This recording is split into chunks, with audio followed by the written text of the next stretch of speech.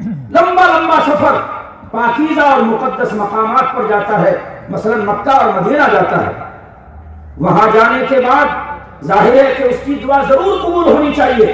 ایک تو سفر کر کے گیا ہے، مسافر کی دعا قبول ہوتی ہے، اللہ کے یہاں مسافر کی دعا رد نہیں ہوتی۔ دوسرے ایسے پاکیزہ مقامات پر گیا ہے، ظاہر ہے کہ وہاں اگر دعا قبول نہیں ہوگی تو کہاں ہوگی؟ ہاتھ اٹھا کر کے بار بار دعا کرتا ہے، یا ربی یا ربی یا رب، اے میرے رب میری یہ مصیبت دور فرما دے، اے میرے رب میری اس مشکل کو آسان فرما دے۔ مگر فرمایا آقا علیہ الصلوۃ والسلام نے، وَمَطْعَمُهُ حرام وَمَشْرَبُهُ حرام وَمَلْبَسُهُ حرام وَغُذِيَ بِالْحرام فَأَنَّى يُسْتَجَابَ لَهُ۔ اس کا کھانا حرام، اس کا پینا حرام، اس کا لباس حرام، حرامی اس کو غذا ملی، کیسے اس کی دعا قبول ہو جائے؟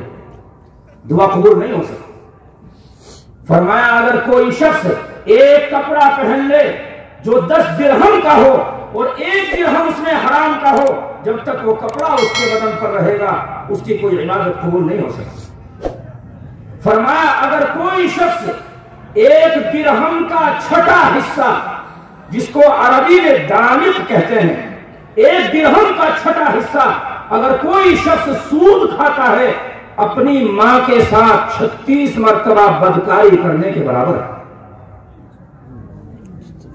بہت خطرناک چیز ہے حرام کھانا اور سود کھانا۔ آج ہم کتنے لوگ ہم میں سے ایسے ہیں جو اس بات کی تمیز اور شعور رکھتے ہیں کہ ہمارے پیٹ میں حلال لقمہ جانا چاہیے، حرام نہیں جانا چاہیے۔ حضرت سعد بن ابی وقاص رضی اللہ تعالیٰ عنہ نبی کریم علیہ السلام سے درخواست کی، یا رسول اللہ صلی اللہ علیہ وسلم میرے لیے دعا فرما دیں کہ میں مستجاب الدعوات بن جاؤں، میں جو بھی اللہ سے دعا کروں میری ہر دعا قبول ہو۔ نبی کریم علیہ السلام نے فرمایا، یا سعد اقم مطعمک تکن مستجاب الدعوہ، اے سعد حلال لقمہ استعمال کرو، اپنے پیٹ میں حلال غذا کی فکر کرو لے جانے کی، تم مستجاب الدعوات بن جاؤ گے۔ جو بھی تم اللہ سے دعا کرو گے اللہ تعالیٰ تمہاری دعا کو قبول فرمائے۔ ایک واقعہ یاد آیا، بخاری شریف میں ایک واقعہ ہے کہ ایک شخص رات کے وقت میں کچھ رقم لے کر کے صدقے کے لیے نکلتا ہے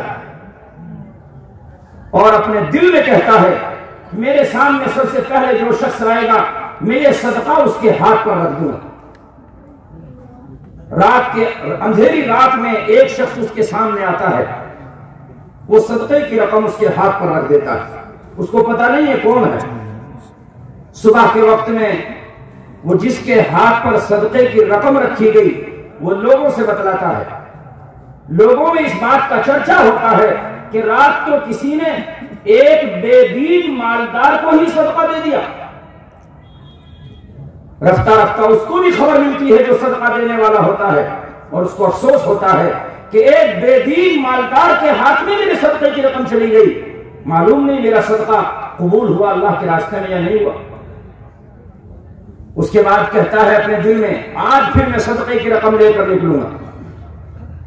پھر رات کے اندھیری میں صدقہ لے کر نکلتا ہے اور سب سے پہلے ایک شخص اس کے سامنے آتا ہے اور اس کے ہاتھ پر صدقہ رکھ دیتا۔ صبح میں لوگوں میں چرچا ہوتا ہے کہ رات کو کسی شخص نے ایک چور کو ہی صدقہ دے دیا۔ پھر اس کو افسوس ہوتا ہے، پھر وہ اپنے دل میں ٹھانتا ہے کہ آج رات میں پھر صدقہ لے کر کے نکلوں گا اور جو سب سے پہلے میرے سامنے آئے گا میں اس کو صدقے کی رقم دے دوں گا۔ چنانچہ ایک عورت اس کے سامنے آتی ہے رات کے اندھیری میں، وہ صدقے کی رقم اس کے ہاتھ پر رکھ دیتا ہے۔ صبح کے وقت میں لوگوں میں چرچا ہوتا ہے کہ رات کو کسی نے ایک بدکار گندی عورت کو ہی صدقہ دے دیا۔ یہ کہتا ہے، اس کو جب اطلاع ملتی ہے تو یہ کہتا ہے اللہم لک الحمد علی غنی ولک الحمد علی سارق ولک الحمد علی زانیہ، اے اللہ میری صدقے کی رقم مالدار بے دین کے ہاتھ میں جاتی ہے تو بھی آپ کی تعریف ہے، چور کے ہاتھ میں میری صدقے کی رقم جاتی ہے تو بھی آپ کی تعریف ہے، اور بدکار عورت کے ہاتھ میں میری صدقے کی رقم جاتی ہے تو بھی آپ کی تعریف ہے، مگر اے اللہ میرا صدقہ حلال نہیں، حلال مال کا نہیں، یا میری نیت میں اخلاص نہیں، آخر ایسے بددینوں کے ہاتھ میں میرا صدقہ جا رہا ہے، کیا وجہ ہے؟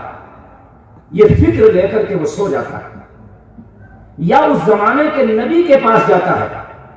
بہرحال پیغمبر یا تو اس کو خبر دیتے ہیں یا خواب میں اس کو دکھلایا جاتا ہے یا غیر سے آواز آتی ہے، جو بھی رہا ہو بہرحال اس کو اطلاع دی جاتی ہے اللہ تعالیٰ کی طرف سے، اے بندے گھبرانے کی ضرورت نہیں ہے، تیرا مال بالکل حلال کمائی کا مال ہے، تیری نیت میں بھی اخلاص ہے، تیرے صدقے کی برکت سے مالدار بے دین نے اپنی بے دینی سے، چور نے اپنی چوری سے، اور گندی عورت نے اپنی زناکاریوں اور بدکاریوں سے توبہ کر لی.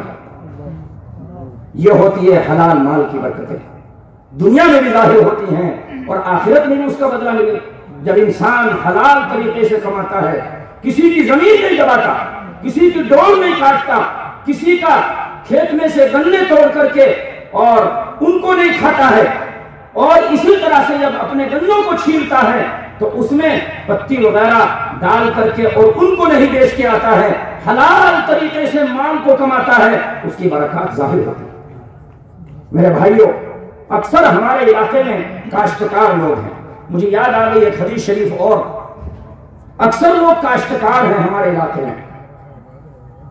نبی کریم صلی اللہ تعالی علیہ وسلم نے ارشاد فرمایا ہے کہ کاشتکار جب کاشتکاری کرتا ہے، اس کی کھیتی میں سے اگر کوئی جانور بھی چرتا ہے، گیہوں اس نے بو رکھے ہیں، جانور کوئی چر کر کے چلا گیا، چڑیا گیہوں کو چن کر کے چلی گئی، اسی طرح سے دھان بو رکھے ہیں تو اس کو چڑیا چن کر کے چلی گئی، یا کوئی جانور جا رہا ہے اس نے منہ ڈال دیا اور کھا لیا، یہ ساری چیزیں اس کے نامہ اعمال میں قیامت کے دن نیکیاں بن کر لکھی جائیں گی. کھیتی بہت افضل چیز ہے، بڑا ثواب ملتا ہے جو انسان صحیح طریقے سے کھیتی کرتا ہے. مگر ایک طرف دوسری حدیث بھی ہے، نبی کریم علیہ السلام کا ارشاد، ایک صحابی کہتے ہیں انہوں نے دیکھا، ایک صحابی نے ایک شخص کے گھر میں کھیتی کے آلات دیکھے تو فرمایا کہ آؤ میں تمہیں ایک حدیث سناؤں. فرمایا حضور اکرم علیہ السلام نے فرمایا، جس کے گھر میں کھیتی کے یہ آلات ہوں گے، جیسے آج آلات ہوتے ہیں اس زمانے میں کیا ہوتے ہوں گے معلوم نہیں، آج تو ہل ہوتا ہے، اسی طرح سے ہیرو ہوتی ہے، ٹلر ہوتا ہے، فلاں ہوتا ہے، فلاں ہوتی ہے، اس طرح کے سامان کھیتی کے ہوتے ہیں. فرمایا حضور اکرم علیہ السلام نے، وہ صحابی کہتے ہیں اس شخص کو کہ آؤ میں تمہیں حدیث سناتا ہوں. حضور اکرم علیہ السلام نے فرمایا، یہ آلات جس کے گھر میں ہوں کھیتی کے، اس کے گھر میں ذلت آتی ہے. فرمایا اس کے گھر میں ذلت آئے گی جس کے گھر میں کھیتی کے آلات ہیں. اب محدثین کہتے ہیں کہ ایک طرف تو حدیث شریف میں کھیتی کی فضیلت بیان فرمائی گئی کہ جو انسان کھیتی کرتا ہے اور اس کی کھیتی کو جانور چک کر لے جائیں تو اس پر بھی ثواب ملتا ہے، نامہ اعمال میں نیکیاں لکھی جاتی ہیں. اور ایک طرف یہ ہے کہ کھیتی کے آلات ہوں جس گھر میں اس میں ذلت داخل ہوتی ہے، یہ کیسے ہوگا؟ تو محدثین نے فرمایا ہے کہ وہ ذلت کا سامان کھیتی کے وہ آلات ہوتے ہیں کہ انسان کھیتی کے آلات میں، کھیتی میں اتنا مشغول ہو جائے کہ اس کو نہ نماز کی فکر ہے، نہ روزے کی فکر ہے، نہ حلال کی فکر ہے، نہ حرام کی فکر ہے، اور نہ اللہ تبارک و تعالیٰ کے دوسرے احکام کی فکر ہے.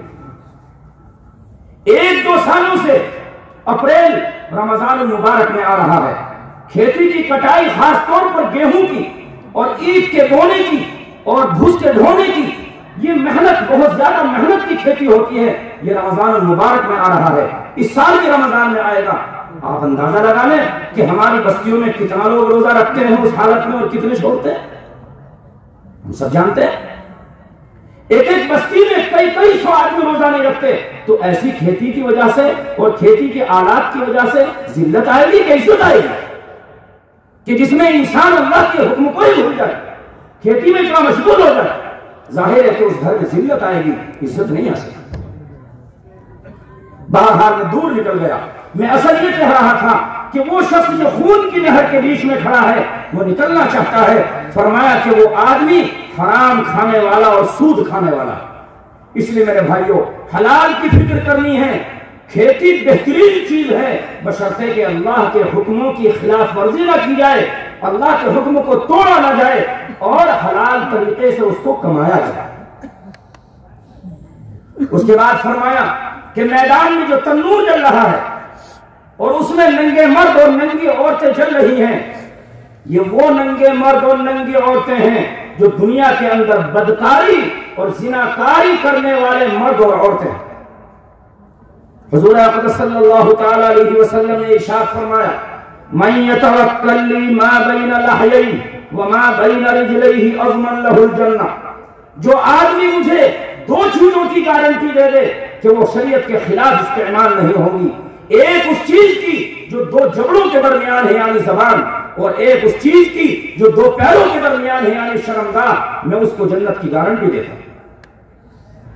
حضور اقدس صلی اللہ تعالی علیہ وسلم نے ایک واقعہ بیان فرمایا بنی اسرائیل میں ایک شخص تھا، اس کا نام تھا کفل، وہ کسی بھی گناہ سے نہیں بچتا تھا، حرام وہ کھاتا تھا، شراب وہ پیتا تھا، بدکاریاں وہ کرتا تھا، جھوٹ وہ بولتا تھا، غرض کے سارے گناہ کرتا تھا، کسی گناہ سے نہیں بچتا تھا۔ ایک مرتبہ قحط سالی آ گئی، خشک سالی آ گئی، کھیتی وغیرہ کچھ بھی نہیں ہوا، لوگ بھوکے مرنے لگے۔ ایک عورت اس شخص کے پاس آتی ہے اور اس سے کہتی ہے مجھے 100 درہم قرض دے دو۔ وہ آدمی کہتا ہے اس سے کہ میں 100 درہم یا 100 دینار اس شرط پر تمہیں قرض دوں گا کہ تم کو میرا مطلب پورا کرنا پڑے گا۔ وہ عورت مجبوراً تیار ہو گئی۔ حدیث شریف میں ہے حضور اکرم صلی اللہ علیہ وسلم نے بیان فرمایا کہ جب تنہائی میں وہ دونوں مرد و عورت اپنی ضرورت اور اپنی اس حالت کو پورا کرنے کے لیے بیٹھ گئے تو اس عورت کی زبان سے فوراً نکلا اے اللہ کے بندے، اللہ سے ڈر، حرام کاری مت کر۔ جیسے ہی وہ اللہ کا نام اس کے کان میں پڑتا ہے، حدیث شریف میں ہے پورے گا، وہ کانپ گیا فوراً اللہ کا نام سن کر کے، اور فوراً اس عورت کو چھوڑ کر اور وہ 100 دینار بھی اسی پر چھوڑ دیے اور کہا کہ میں تجھ سے 100 دینار بھی نہیں لوں گا، اور کمرے کو چھوڑ کر کے باہر چلا۔ اسی رات میں اس کا انتقال ہو جاتا ہے۔ اللہ تبارک و تعالی فرشتے کو بھیجتا ہے اور کہتا ہے اے فرشتے دنیا والوں کو دکھا دے، اس کے دروازے پر لکھ دے غفر اللہ للکفل، اللہ نے کفل کی مغفرت فرما دی۔ صبح لوگ اٹھتے ہیں، اس کے دروازے پر لکھا ہوا دیکھتے ہیں غفر اللہ للکفل، اللہ نے کفل کی مغفرت فرما دی۔ لوگوں کو تعجب ہوتا ہے ایسا بدکار گنہگار آدمی، اور اس کے دروازے پر لکھا ہوا ہے غفر اللہ للکفل کہ اللہ نے کفل کی مغفرت فرما دی۔ کیا واقعہ ہے سر؟ اس عورت نے بتلایا لوگوں کو، تب لوگوں کو معلوم ہوا کہ اس نے اللہ کے ڈر سے حرام کاری کو چھوڑا ہے، بدکاری کو چھوڑا ہے، تو اللہ تبارک و تعالی نے سارے گناہوں کو اس کے معاف کر کے اور اس کی مغفرت فرما دی۔ جب انسان اللہ تبارک و تعالیٰ کے ڈر سے حرام کاری کو چھوڑتا ہے، اللہ تبارک و تعالیٰ اس پر بڑا مہربان ہوتا ہے، رحمتوں کی بارش اس کے اوپر اللہ تبارک و تعالیٰ کی طرف سے برستی ہے۔ بے شمار واقعات ہیں احادیث شریفہ میں۔ آج ہمارے معاشرے میں بدکاریوں کو پھیلانے والی چیزیں، بے حیائی کو پھیلانے والی چیزیں بہت زیادہ ہو گئی ہیں۔ خاص طور پر یہ موبائل بے حیائی کا اور بے شرمی کا ڈبہ آج ہمارے ہر نوجوان کے ہاتھ میں ہے۔ ہمارے نوجوان گندی فلموں میں، گندی تصویروں میں اس موبائل کو استعمال کرتے ہیں۔ میرے بھائیوں، یہ آنکھ بھی اللہ کی نعمت، یہ کان بھی اللہ کی نعمت، وہ موبائل بھی اللہ کی نعمت، جس موبائل کو اللہ تعالیٰ کی نعمت کو گندی چیزوں میں استعمال کیا جا رہا ہے۔ یہ آنکھ اللہ کی نعمت، جس نعمت کو حرام کاری اور بدکاری کی چیزوں میں اور بے حیائی کی چیزوں میں استعمال کیا جا رہا ہے، یہ سب اللہ کی نعمتیں ہیں، مگر ہم اس اللہ کی نعمت کی ناشکری کر رہے ہیں۔ ہمارا نوجوان بھائی رات میں لحاظ میں لیٹ جاتا ہے، کمرے میں لیٹ جاتا ہے اور اپنے موبائل میں گندی تصویریں اور گندی فلمیں دیکھتا ہے اور سمجھتا ہے میرا باپ مجھے نہیں دیکھ رہا ہے، میری ماں بھی مجھے نہیں دیکھ رہی ہے، میرا بڑا بھائی بھی مجھے نہیں دیکھ رہا ہے، میری بڑی بہن بھی مجھے نہیں دیکھ رہی ہے، مگر نہیں جانتا الم یعلم بان اللہ یرا، کیا نہیں جانتا کہ اللہ دیکھ رہا ہے؟ میرے بھائیو، اللہ تو دیکھ رہا ہے، بے شک دنیا والا ہمیں کوئی نہیں دیکھ رہا ہے، مگر اللہ دیکھ رہا ہے۔ اس لیے اللہ کے ڈر سے اس بدکاری کو چھوڑیے، اس بے حیائی کی چیز کو چھوڑیے۔ آج اس موبائل نے ہمارے دلوں میں بے حیائی کو پیدا کر دیا ہے، ہماری آنکھوں کی شرم کے جنازہ نکال دیا ہے۔ اس لیے میرے بھائیوں، موبائل اس نعمت کو صحیح جگہ استعمال کیجئے۔ اس میں اللہ والوں کی تقریریں بھی آتی ہیں، اس میں نعت شریف بھی آتی ہیں، اللہ کی حمد بھی آتی ہیں۔ اس موبائل کو، اس اللہ کی نعمت کو سبھی جگہ خرچ کیجئے تو ثواب ملے گا۔ زندگی ہماری درست ہوگی، بے حیائی دور ہوگی، بے شرمی دور ہوگی۔ مگر آج اس نے ہمارے معاشرے کا جنازہ نکال دیا شرم۔ ہمارے نوجوان بھائی راستوں کے کنارے کھڑے ہیں، اس کو نہیں معلوم کون گزر رہا ہے، وہ تو موبائل دیکھنے میں مشغول ہے، وہ تو گندی فلمیں دیکھنے میں مشغول ہے۔ میرے نوجوان بھائیوں، قیامت کے دن حدیث شریف میں آتا ہے، نبی کریم علیہ السلام نے فرمایا قیامت کے دن سورج انسان کے سر پر بالکل قریب ہوگا اور انسان اپنے اعمال کے اعتبار سے پسینے میں ہوں گے، کوئی ٹخنوں تک پسینے میں، کوئی گھٹنوں تک پسینے میں، کوئی کمر بند باندھنے کی جگہ تک پسینے میں، کوئی ہنسلی تک پسینے میں۔ وَمَن يُلْجِمُهُ الْجَامَ، کسی شخص کو پسینہ لگام دیتا ہوگا، زبان اور منہ کے اندر پسینہ جاتا ہوا ہوگا۔ ایسی پریشانی کے عالم میں 7 قسم کے آدمی عرش کے سائے میں رہیں گے۔ ایک وہ نوجوان شاب نشأ فی عبادت ربہ، وہ نوجوان جو اپنی جوانی کو اللہ تعالیٰ کے حکم کے مطابق اپنی طاقت کو اور اپنی جوانی کو خرچ کرے، وہ بھی قیامت کے دن کوئی پریشانی اسے نہیں ہوگی، کوئی پسینہ وسینہ نہیں آئے گا، وہ اللہ کے عرش کے سائے میں رہے گا۔ گویا دنیا کے اعتبار سے سمجھ لیجیے بہترین اے سی اور عیش و آرام کے مکان میں رہے گا، اسے کوئی تکلیف نہیں ہوگی۔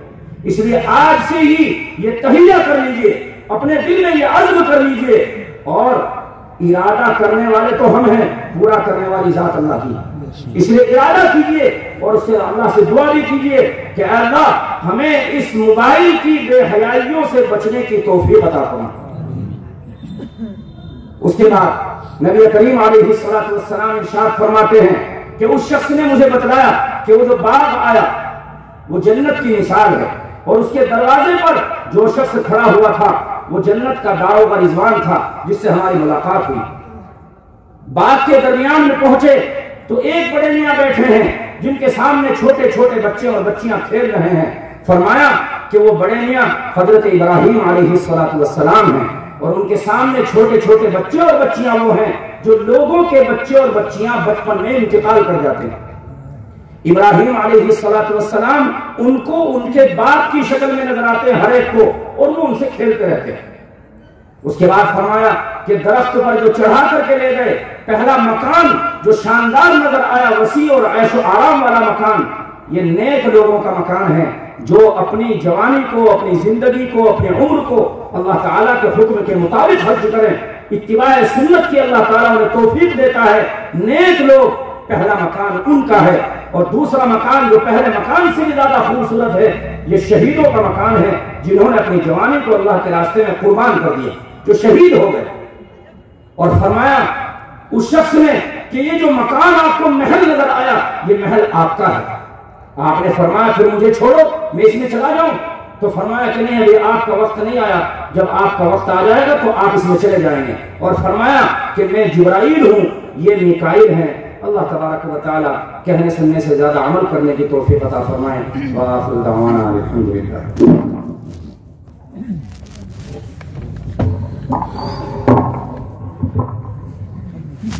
بیٹھ جائیں تھوڑی دیر کے لیے۔